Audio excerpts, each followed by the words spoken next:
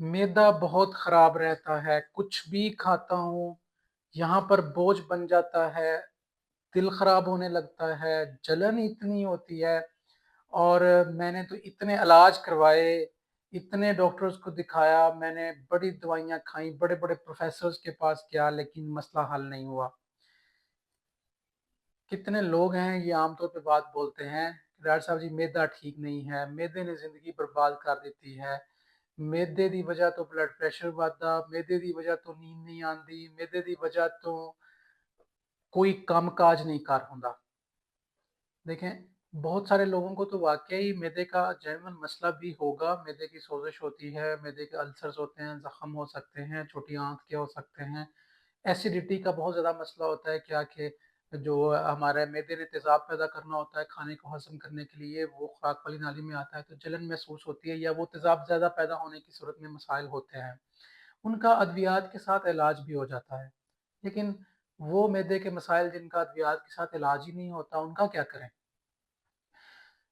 आपको फिर ध्यान देना पड़ेगा कि क्या आपका ये जो मसला है, क्या मैदे का है भी या नहीं? क्या ऐसा तो नहीं है आपको लग रहा है कि मैदे का मसला है? इतनी-इतनी बड़ी-बड़ी फाइलें उठा रखी होती हैं, पलंदा-पलंदा लोगों के पास पर्चियाँ होती हैं, पता नहीं कितने डॉक्टर्स को दिखा रखा होता है, लेकिन क्या है कि मैदे का बोझ और हाज़मे के मसाइल हल ही नहीं हो रहे होते। मसला यहाँ पर नहीं होता, मसला यहाँ पे होता है। इस चीज़ को हम समझते हैं कोई मसला ही नहीं है। डिप्रेशन, एंग्ज़ायटी एक ऐसी चीज़ है जिसके अंदर मैदा सबसे पहले डिस्टर्ब होता है। डिप्रेशन और एंग्ज़ायटी में और जो चीज़ें आती ही हैं, साथ ही साथ में मैदे के भी बहुत सारे मसाइल मरीज़ को महसूस हो रहे होते हैं। तो जिस डॉक्टर के पास जाना चाहिए उसके बजाय लोग और डॉक्टर्स के पास जा रहे होते हैं। ऐसा नहीं है कि जिन डॉक्टर्स के पास जा रहे हैं उनको मैदे के मसाइल हल करने नहीं आते, उनको बहुत अच्छे से मैदे के मसाइल हल करने आते हैं। लेकिन बात ये है कि वो साथ ही साथ में आपको ये बात बताते भी हैं कि आपको मैदे का कम और आपको ज़हनी, नफ़्सियाती दबाव का शिकार ज़्यादा हैं जिसकी वज़ह से आपका मैदा डिस्टर्ब हो रहा है। तो इसलिए क्या है कि मैदे के डॉक्टर्स के पास तो जाएँ ही जब आपको हाजत महसूस हो, लेकिन क्या है कि साथ ही साथ में आप माहिर नफ्सियात को भी ज़रूर दिखाएँ। साइकियाट्रिस्ट वो डॉक्टर्स होते हैं जो कि आपके मसाइल को देखते हैं, वो आप उनको अपनी लाइफ़ स्टोरी, लाइफ़ के होने वाले प्रॉब्लम समझाएँगे, तो वो आपको मेडिसिन्स साइकियाट्री की देंगे, तो इंशाल्लाह उसके साथ ये चीज़ सेट होने लग जाएगी। हो सकता है कि आपको वो साइकोलॉजिस्ट के पास भी भेजें, उनसे आपको सेशंस हों, उनके साथ बातचीत के साथ आपकी जो है ना मसाइल के हल हो सकें। तो जिस जगह पर जाना चाहिए वहाँ पे जाइए, जिस जगह पर नहीं जाना चाहिए वहाँ पे मत जाइए।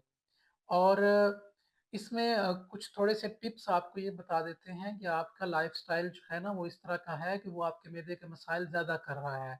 सबसे पहले तो हमारा डाइट की जो सिलेक्शन है वो अच्छी नहीं है। हम खुराक में क्या करते हैं कि वो चीज़ें ज़्यादा खाते हैं जो कि मैदे के लिए नुकसानदेह होती हैं। मसालेदार चीज़ें, बाज़ारी चीज़ें और ज़्यादा ऑयल, घी वाली और ज़्यादा मीठे वाली चीज़ें।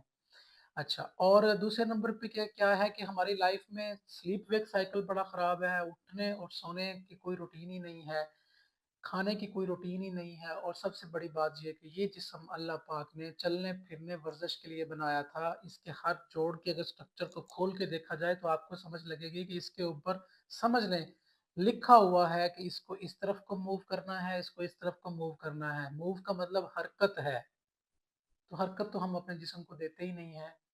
हरकत जो है वो वर्ज़िश की सूरत में है। आपको सुबह-सुबह उठ के वॉक वर्ज़िश करनी चाहिए, आपके बहुत सारे मैदे के मसाइल और ज़हनी मसाइल हल हो जाएँगे। कुछ ब्रीथिंग एक्सरसाइज़ चलिए आपको बताता हूँ, नाक के ज़रिए लंबा साँस अंदर खींचा करें, मुँह के ज़रिए बाहर निकाला करें, ये देखें ऐसे, ठीक है? इस तरह अगर साँस लेंगे आप तो ये 15 से 20 मिनट सुबह, 15 से 20 मिनट शाम को डीप ब्रीथिंग एक्सरसाइज़ बोलते हैं। इसके साथ बहुत सारी एंग्ज़ायटी और डिप्रेशन के मामलात हल होते हैं। योगा इसी चीज़ का नाम है, लोग इसको स्पेशली योगा की फ़ॉर्म में करते हैं। तो ये चीज़ अपनी ज़िंदगी में लेके आएँ, सोने-उठने का टाइम और वर्ज़िश करना शुरू करें, आपके बहुत सारे मैदे के मसाइल हल हो जाएँगे। मैदे को मैदे पे मत रखें, इसको ज़हन पे भी लेके जाएँ, आपके ज़हन के मसाइल भी होंगे। आप ज़हनी मसाइल हल करें, ये खुद ब खुद हल हो जाएँगे इंशाल्लाह। हजूम नहीं, कौम बनिए। बहुत शुक्रिया।